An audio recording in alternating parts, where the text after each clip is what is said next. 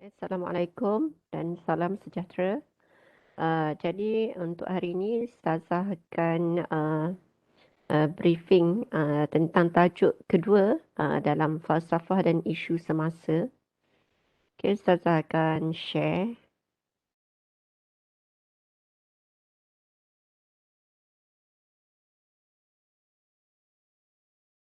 Okay, boleh nampak ya. Okey, jadi tajuk yang kedua kita pergi kepada aliran-aliran yang ada dalam falsafah dan isu semasa ni lah. Okey, jadi tajuk kedua ini falsafah dan kehidupan. Okey. Jadi untuk tajuk yang kedua ini ada beberapa aliran lah. Kat sini kita tengok apa aliran pertama. Ada tiga. Yang pertama adalah yang berkaitan dengan yang kita dah belajar pada minggu lepas, iaitu uh, dari sudut penekanan terhadap kehidupan ini. Apa yang kita hendak daripada kehidupan ini. Jadi berbalik kepada falsafah Greek, iaitu filosofia, iaitu cinta kepada kebijaksanaan, hikmah, kearifan dan sebagainya. Bagaimana untuk kita mencari solusi untuk hidup dengan uh, aman dan bahagia. Jadi ini adalah takrifan yang pertama. Yang takrifan yang pertama ini dia kata berkaitan juga dengan tamadun Asia, China dan India yang berkaitan dengan faktor keagamaan lah, bagaimana nak hidup di dunia ini berasaskan falsafah keagamaan masing-masing lah. Yang mana fokusnya adalah insan dan kemanusiaan itu sendiri. Okey, yang kedua, aliran yang kedua pula memberi penekanan kepada alam tabi'i, iaitu alam ni lah, langitnya, pokoknya, alam ini, tanah dan sebagainya lah. Dan mungkin di sana ada bencana alam dan sebagainya. Jadi dalam takrifan yang kedua ini, dia termasuk dalam bidang metafizik lah. Dan cuba mengkaji persoalan apa sebenarnya realiti sebenar alam ini. Adakah alam ini seperti mana yang kita nampaklah material, nampak pokok tu, nampak tanah tu boleh rasa dan sebagainya, ataupun mengandungi unsur-unsur lain yang bukan material. Jadi persoalan ni kalau kita tengok kat sini pun sudah beralih bukan lagi pada manusia tapi kepada alam tabi'i. Yang tadi tu tentang manusia kan, tentang apa ni, kemanusiaan itu sendirilah, bagaimana mereka nak cari hidup. Yang kedua ini lebih kepada alam tabi'i. Yang ketiga adalah tentang cuba menyelesaikan isu-isu ataupun permasalahan dalam falsafah. Ini adalah takrifan ketiga lah. Contohnya apa maksud apa masalah-masalah yang ada dalam falsafah tersebut. Apakah bentuk penyelesaian? Kemudian falsafah telah beralih arah kepada satu bidang yang lebih akademik lah, menghuraikan persoalan-persoalan intelek dan menyelesaikan dengan mengaitkan dengan kebijaksanaan dan kehidupan manusia. Jadi kalau kita tengok daripada ketiga-tiga definisi ataupun aliran falsafah yang ada ni, jadi setiap aliran tu mempunyai orientasi yang berbeza lah. Jadi ada takrifan-takrifan tertentu mengikut kefahaman masing-masing lah. Jadi contohnya yang di barat. Yang di barat ni lebih kepada yang ketiga tadilah, iaitu problem solving. Cuba selesaikan masalah. Contohnya dulu ketika zaman revolusi, contohnya pembinaan kilang-kilang banyak nak selesaikan masalah apa ni, contohnya dari sudut apa ni, pakaian, kilang pakaian, kilang makanan dan macam-macam lagi lah, pembinaan alatan elektronik dan sebagainya untuk memudahkan kehidupan manusia. Okey, kemudian ada juga dalam bidang falsafah ini ilmu yang kita katakan tak nampak manfaatnya secara langsung lah dalam bentuk praktikal, tetapi dia ada manfaatnya. Contohnya adalah ilmu logik, ilmu matematik.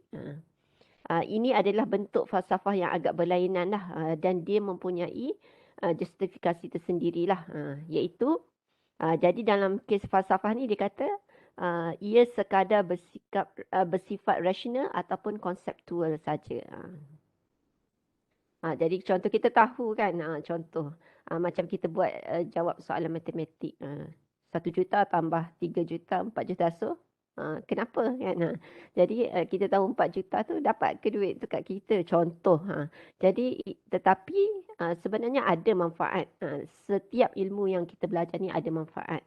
Mungkin tak adalah sampai berjuta-juta, tetapi untuk kita urusan seharian kita, kalau kita tak pandai membilang, kita kalau pergi beli barang tak tahu balance pun kita akan kena tipulah. Okey, jadi berbeza falsafah yang terdapat dalam grade yang awal-awal sebelum wujudnya falsafah daripada aliran barat, modernisme dan pasca modernisme itu, yang mana awal-awalnya lebih kepada persoalan mencari kebahagiaan. Kemudian begitu jugalah yang lebih kurang dengan Timur kan, juga mencari memilih kata-kata hikmah ataupun kata-kata, kita tahu kan setiap bangsa kita ni ada kata-kata masing-masing. Orang Melayu dia ada pepatah Melayu, orang Cina pun ada pepatah Cina, orang India pun dia ada pepatah masing-masing kan. Jadi kalau kita tengok falsafah Timur ini tidak berhujah secara mendalam menggunakan logik dan rasional, tetapi lebih kepada kaedah induktif dan metafizik untuk menghuraikan realiti mengikut pandangan masing-masing lah. Okey, yang seterusnya adalah tentang falsafah teori. Jadi ada falsafah teori sebab di sana ada juga falsafah praktikal lah. Yang mana falsafah teori ini ya macam matematik tadi, dia ada teori kan, tetapi kita tak nampak dalam bentuk yang praktikalnya lah. Contohnya kat sini dia bagi bidang metafizik, logik dan epistemologi. Kita tahu tentang suatu perkara, tapi apa yang kita boleh buat dengan dia kan. Jadi ia sekadar teori. Tetapi dia memberi kepuasan bagi orang yang mengetahuinya lah. Contoh kita tahu 1+1=2 itu adalah satu kepuasan. Kita tahu macam mana nak berurusan dalam realiti yang sebenar lah. Kita tahu kalau jadi macam ni, macam ni. Jadi kita tahu bahawa kita akan rasa puas hati dengan teori. Contohnya teori apa-apa sahajalah di atas muka bumi ni kan. Okey, kemudian kita pergi kepada metafizik. Antara persoalan yang ada dalam falsafah metafizik ini adalah biasanya membincangkan aspek ketuhanan, tentang apakah yang dimaksudkan dengan realiti tu. Apa yang kita nampak dengan mata kasar ataupun dia ada tapi tak nampak dan sebagainya lah. Apakah realiti perkara yang wujud itu, sesuatu yang wujud itu, bagaimana realiti yang sebenarnya. Jadi ini semua perkara asas dan dasar tentang hakikat kewujudan sesuatu benda ataupun perkara lah. Jadi kalau kita tengok secara sekilas, lalu macam tak ada so what kan. Jadi apa dia punya kegunaan ilmu ni kan. Tetapi macam yang tadi Ustazah kata, dia memberi kepuasan bila kita tahu sesuatu perkara, sama ada dari sudut agama kita masing-masing kan. Jadi kita akan rasa satu kepuasan logik. Kalau benda tu boleh diterima oleh akal, kita ada kepuasan akal, logik dan juga kepuasan rohani kita lah. Kita rasa dipenuhi lah tangki emosi kita lah. Kemudian dari sudut epistemologi pun sama. Juga masih membincangkan persoalan teori lah. Contohnya, apakah sifat ilmu itu? Apakah ilmu itu boleh dipercayai? Jika boleh, atas dasar apa? Jadi, kalau kita tengok dia punya perbincangan ini pun tidak merujuk kepada mana-mana ilmu tertentu atau disiplin ilmu tertentu, tetapi dia secara umum, secara menyeluruh. Jadi tak adalah aplikasi nak guna dia punya teori ni kan. Okey, seterusnya logik. Logik dalam bentuk logik matematik ini lagilah abstrak kan. Sehingga kalau tengok, kenapalah teruk saya belajar matematik? Nak guna bila kan. Jadi untuk secara yang hebatnya memanglah hanya orang-orang tertentu lah yang sangat menggunakan matematik lah. Tetapi dia banyak membantu urusan kita kan. Terutamanya apabila melibatkan macam orang yang kerja bahagian akaun dan sebagainya lah. Memanglah secara umumnya kita tak adalah kebanyakan orang tak adalah menggunakan sampai jumlah yang begitu besar sekali lah. Kemudian kita pergi kepada falsafah praktikal. Dan bidang-bidang falsafah yang membincangkan aspek praktikal ini boleh digunakan dalam disiplin yang tertentu. Contohnya politik. Okey, kemudian falsafah ekonomi dan juga falsafah sosial. Ni contoh ya yang berbentuk praktikal. Okey. Okey, bentuk falsafah ekonomi, bagaimana orang bila dipercaya kepada perkara tersebut dan mereka mengamalkan perkara tersebut. Contohnya, apakah dimaksudkan dengan economic justice, keadilan ekonomi? Macam mana kan? Suatu ketika dahulu, bila ada idealisme ataupun falsafah contohnya, komunis berfikir bahawa niat asal dia baik kan, nak kumpul semua harta dan membahagikan sama rata, tak kira lah kaya atau miskin. Dan idea-idea ni sangat menarik lah pada masa mula-mula idea tersebut dicetuskan lah. Tetapi kesannya ada orang yang rajin berusaha. Jadi kurang motivasi lah sebab nanti harta dia bagi sama rata kan. Akan menyebabkan ada orang yang rajin, ada orang yang malas. Jadi tidak adil pada orang yang rajin kan dan sebagainya lah. Jadi memang sifat manusia ni dia tak boleh lah. Sama rata ada orang dia tak boleh kan. Sama je. Dia mesti nak. Kalau orang lain semua pakai baju sama, dia tak boleh sama kan. Macam-macam orang ni kan. Jadi begitu jugalah teori-teori lain lah dari sudut ekonomi. Jadi macam Malaysia sendiri pun suatu ketika dahulu ketika awal pembentukan dasar ekonomi baru pun mengambil kira keadilan ekonomi yang mana pada zaman penjajah tu mereka telah meletakkan kaum Cina dekat dekat bahagian bandar, India di ladang dan juga orang Melayu di pesisiran pantai ataupun pertanian lah. Jadi kita tengok untuk ini ada dasar-dasar supaya allocation tertentu untuk meningkatkan ekonomi secara adil dalam semua kaum lah. Jadi antara persoalan dalam falsafah ekonomi ni kita tengok bagaimana keadilan itu boleh dipraktikkan dalam konteks ekonomi, contohnya pembahagian sumber antara lapisan masyarakat yang berbeza-beza lah. Jadi semua orang ada akses untuk berusaha dan untuk menambahlah income masing-masing. Okey, kemudian idea-idea ini sebenarnya bagus kalau kita boleh salurkan pada kerajaan. Apa lagi aspek-aspek untuk meningkatkan ekonomi. Jadi ini akan membantulah kerajaan kalau ianya bermanfaat kepada masyarakat umum lah. Okey, kemudian kita tengok yang keduanya, contohnya falsafah politik. Apa maksud good government kan? Ataupun konsep kerajaan yang bagus. Apa kerajaan yang bagus? Apa ciri-ciri good governance? Jadi kadang-kadang kita mengambil juga contoh daripada kerajaan-kerajaan yang lain supaya kita boleh memberi nilai tambah ataupun nilai yang baik kepada kerajaan lah. Ini dari sudut politik. Ni kita tengok contoh.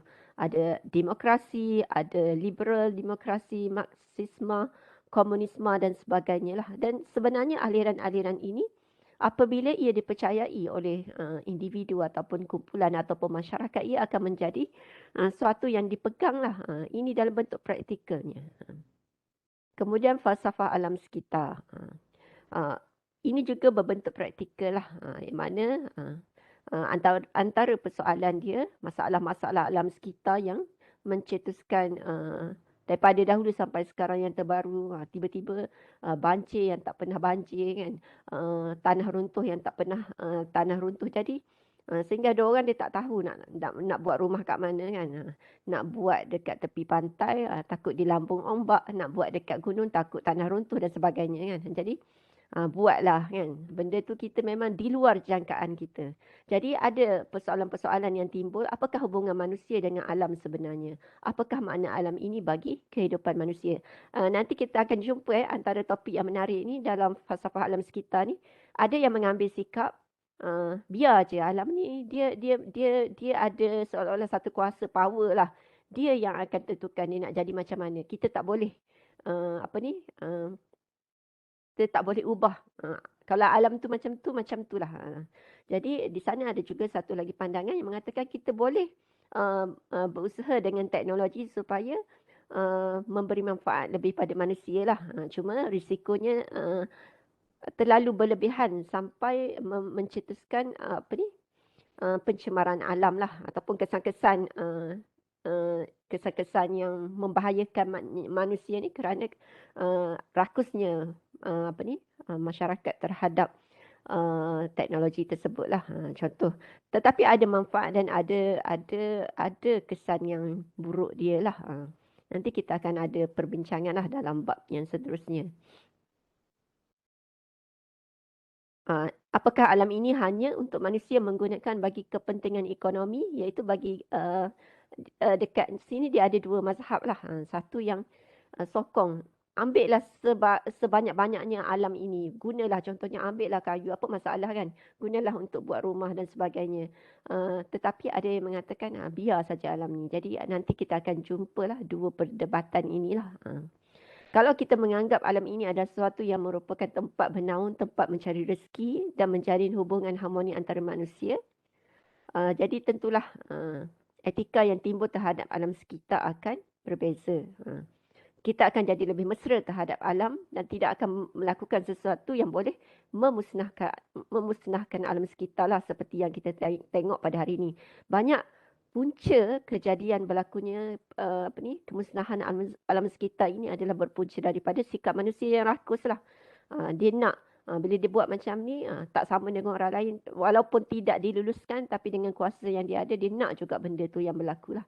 Contoh yang dekat UMT sendirilah, hakisan pantai kan, yang sepatutnya airport tu, kejadian airport tu sepatutnya tidak lulus, tetapi kerana rakus lah kan.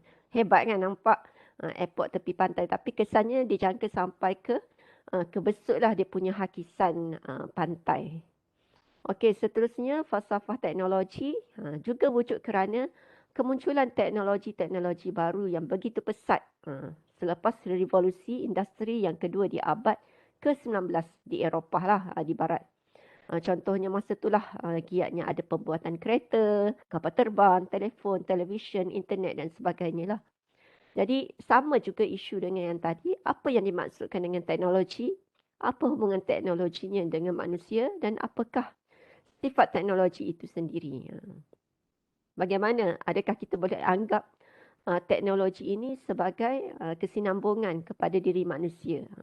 Ataupun teknologi itu sendiri boleh mengancam manusia, memberi manfaat ataupun mengancam. Sama dengan persoalan-persoalan dalam yang tadi itulah. Jadi adakah di sini ada satu persoalan, adakah falsafah-falsafah bukan barat boleh diterima sebagai falsafah seperti mana falsafah yang terdapat di dunia barat?